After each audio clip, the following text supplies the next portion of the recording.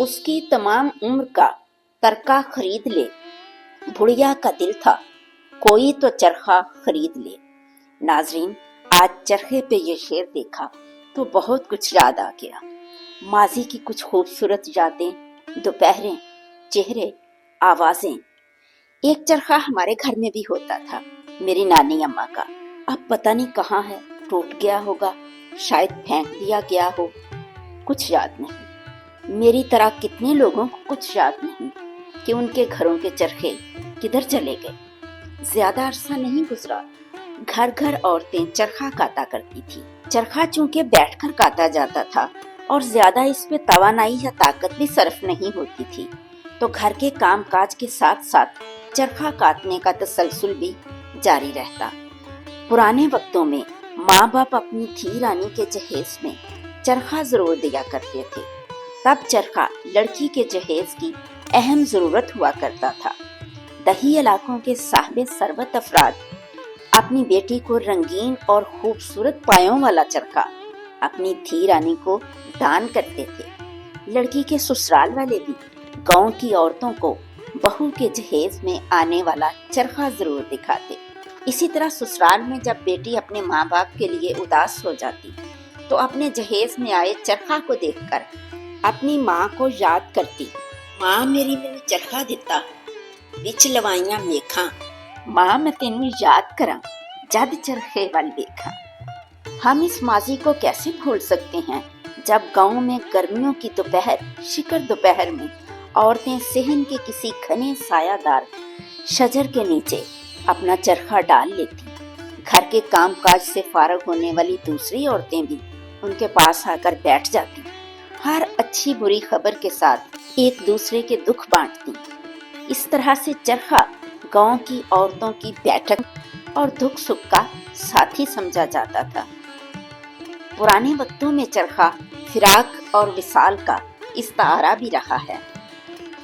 جب محبوب کی جدائی طویل ہو جاتی تو اس کی یاد میں چرخہ پر سوت کاتا جاتا اور اس طرح وقت گزرنے کا پتہ بھی نہ چلتا۔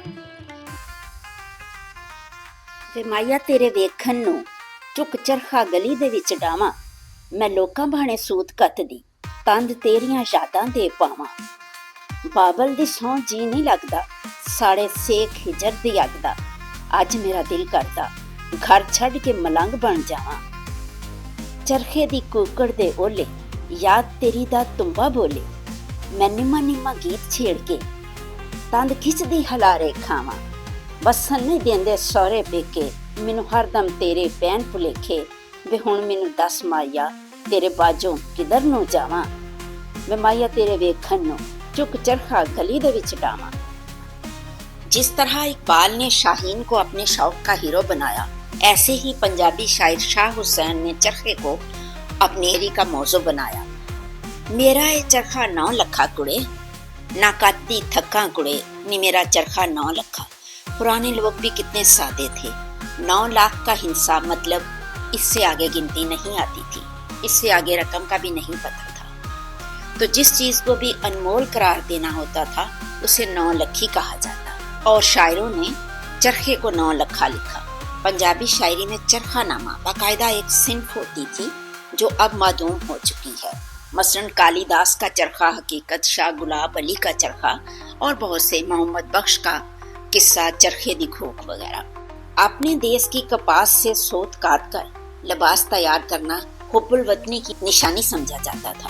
گاندھی چرخہ پر سوت کاٹ کر اپنی لنگوٹی اور شال بنوایا کرتے تھے۔